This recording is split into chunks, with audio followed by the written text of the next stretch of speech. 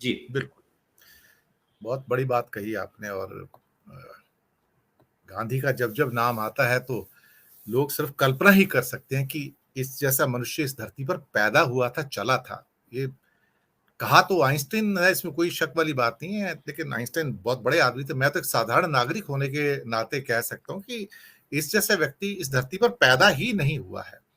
और जब भी मुझे लगता है कि शायद सॉल्ट सत्याग्रह हुआ था, तो उसके बाद ये वर्धा चले गए थे, वहां पर जो आश्रम है इनका।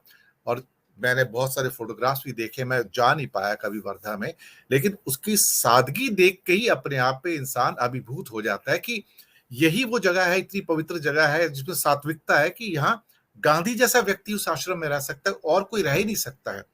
ये बात थी।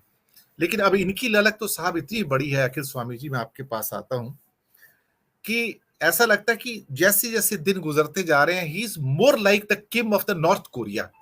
हर जगह अपने फोटोग्राफ है इनके, इमेज बिल्डिंग में, ब्रांड बिल्डिंग का कोई नुक्कड़ नहीं है, कोई गली मोहल्ला नहीं है, कोई सड़क नहीं है, कोई एयरपोर्ट नहीं, कोई रेलवे स्टेशन नहीं, कोई पोर्ट नहीं, कोई जगह नहीं है जहां पर उनके बड़े बड़े फोटोग्राफ नहीं। पेट्रोल स्टेशन में चले जाइए, इवन आपको जो 5 किलो अनाज की थैली मिलती है उसके ऊपर भी उन्हीं का फोटो लगा हुआ है, या कोई और सिलेंडर है वहां भी फोटो लगे हुए हैं।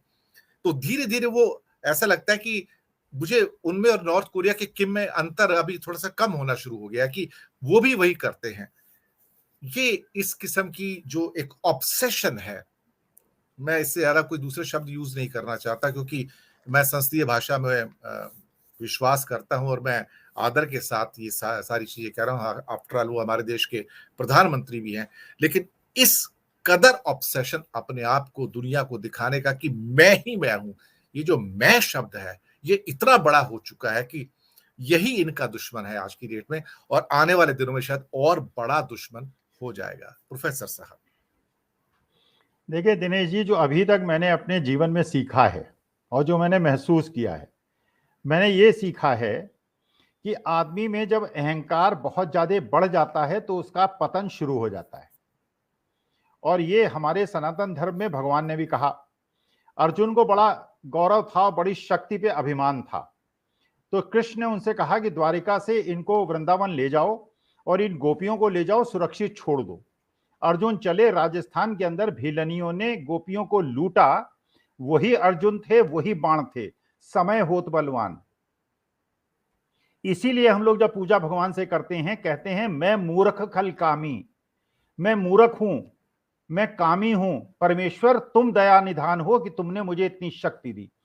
जिस व्यक्ति में, किसी भी व्यक्ति में, मैं प्रधानमंत्री की बात नहीं कर रहा हूं, किसी भी व्यक्ति में, रावण में भी यह अहंकार था, मैं ही ब्रह्म हूं, मेरे को शिव की शक्ति प्राप्त है, मैं इतना शक्तिशाली हूं कि मैं चैलेंज कर सकता हूं राम को भी। और क्या हश्र हुआ उसका, जिसने अहंकार किया। बल्कि मैं तो एक प्रश्न पूछता हूं, अपने छात्रों से पूछता था, भगवान खाते क्या हैं? सब कहते हैं साहब फल फूल खाते हैं, श्रद्धा खाते हैं। भगवान केवल अहंकार खाते हैं, केवल अहंकार। और जब अहंकार बढ़ जाता है तो वो आपका नाश कर देते हैं। अगर आपके अंदर ह्यूमिलिटी नहीं है, आप ऊपर उठ नहीं सकते। आपको याद होगा, एक पात्र हुआ है हमारे इतिहास में, भस्मासुर। जी। भगवान ने उनको शक्ति दी और उसने भगवान के ही सिर पे हाथ रखने की कोशिश की। ये भस्मासुर वाली स्थिति है। जिसने शक्ति दी, किसने शक्ति दी? किसानों ने शक्ति दी। आपने 13 महीने उनको दिल्ली के किनारे बिठा दिया। युवाओं ने शक्ति दी, उनको आपने बेरोजगार बना दिया, उनको आपने रोजगार नहीं दिया, 4 साल की नौकरी में उनको रिटायर कर दिया। आपने देश को बिल्कुल एक प्रकार से हंगर इंडेक्स पे ऊपर पहुंचा दिया। ये आपका अहंकार था। जिसने आपको शक्ति दी, आपने भस्मासुर की तरह उसके सिर पे हाथ रख दिया। ये है ऐतिहासिकता। अब प्रश्न ये उठता है, ये जो समय है, देखिए अगर आप एक सैंपल सर्वे करें और आप ये पूछें उन लोगों से, जब ये इनकी एक प्रवक्ता आके टेलीविजन में किसी के इष्ट को गाली देती हैं और इष्ट को मजाक उड़ाती हैं, और आप जानते हैं कि विश्व की अगर 600 करोड़ की जनसंख्या है तो हम हिंदू 100 करोड़ हैं, हमसे ज्यादा मुसलमान और क्रिश्चियन हैं।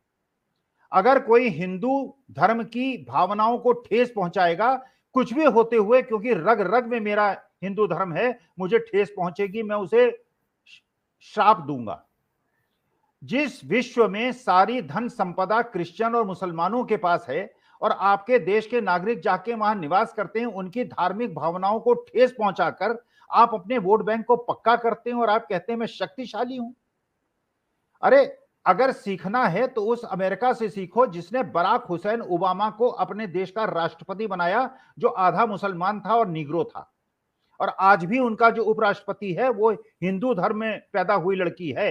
यूनाइटेड किंगडम के अंदर जो प्रधानमंत्री है वो हिंदू मूल का है और नारायण मूर्ति जी का दामाद है। ये है सहिष्णुता। हम कहते हैं हम हिंदू सहिष्णु, ये कौन सी सहिष्णुता है? ये कैसी? इसका मतलब ये है कि ना तो आप हिंदू हैं, ना आप लोकतांत्रिक हैं। केवल मुट्ठी भर 30-35% हिंदुस्तान की जनता को आप कहते हैं, और 30% जनता भी 40 करोड़ होती है। अगर आप वोट डलवाएंगे और ये 40 करोड़ आपके भक्त अगर एक मुश्त होके 4-4 वोट दे देंगे तो 120 करोड़ वोट तो आपको मिल ही जाएंगे, आप सबसे ज्यादा पॉपुलर हो जाएंगे। तो देखिए, वास्तविकता में ये जो अहंकार है ये केवल एक ऑर्गेनाइज्ड अहंकार है। आज हमारे देश की प्रतिष्ठा ये है कि एक बीबीसी के ऊपर आप रेड करते हैं, आप जॉर्ज सोरोस को है राष्ट्र विरोधी बता देते हैं, आप डोनाल्ड ट्रंप की उनके देश में जाके कन्वेंसिंग कर देते हैं। माने इंटरनेशनल डिप्लोमेसी में इतनी बड़ी मूर्खता मैंने तो नहीं देखी। आप दूसरे देश में जाके हमारे देश की प्रतिष्ठा गिराते हैं। आज अखिल स्वामी की जो भी प्रतिष्ठा है वो मेरे अल्मा माटर की वजह से है, आईआईटी बीएचयू की वजह से है, काशी हिंदू विश्वविद्यालय की वजह से है। अखिल स्वामी एक मिट्टी है, धूल समान है। काशी हिंदू विश्वविद्यालय ने अगर मुझे शिक्षा, प्रयाग इलाहाबाद यूनिवर्सिटी ने शिक्षा न दी होती तो आज मैं यहां बैठने लायक ना होता आप लोगों के साथ।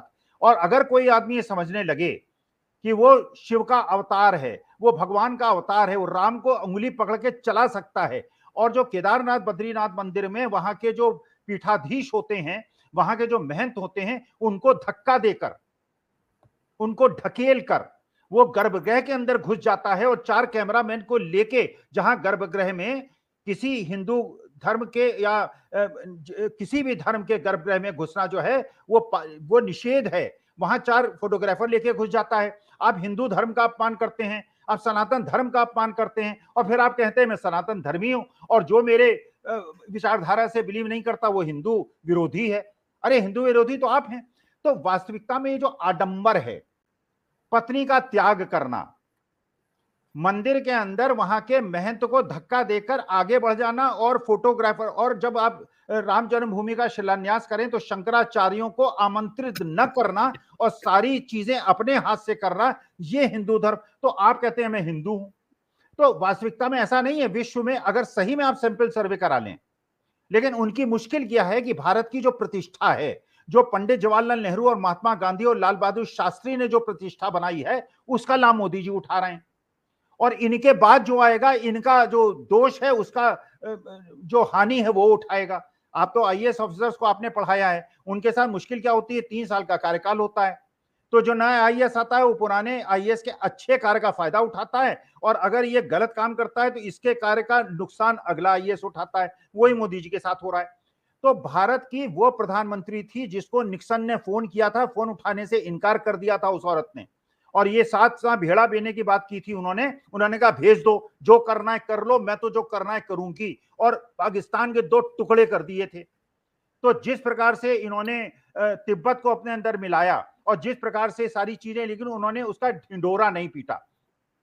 चीन आपके अंदर घुसता चला आ रहा है, देश में भुखमरी की स्थिति है, लोग बेरोजगारी से परेशान हैं, आप महंगाई से परेशान हैं, लेकिन अगर आपके 30-35 करोड़ जो अंधभक्त हैं, अगर वो ढिंडोरा पीट के आपको अहंकार से भर देते हैं तो वही आपका होने वाला है। मैं नाम किसी का नहीं लूंगा, मैं केवल एक कल्पनात्मक बात कर रहा हूं।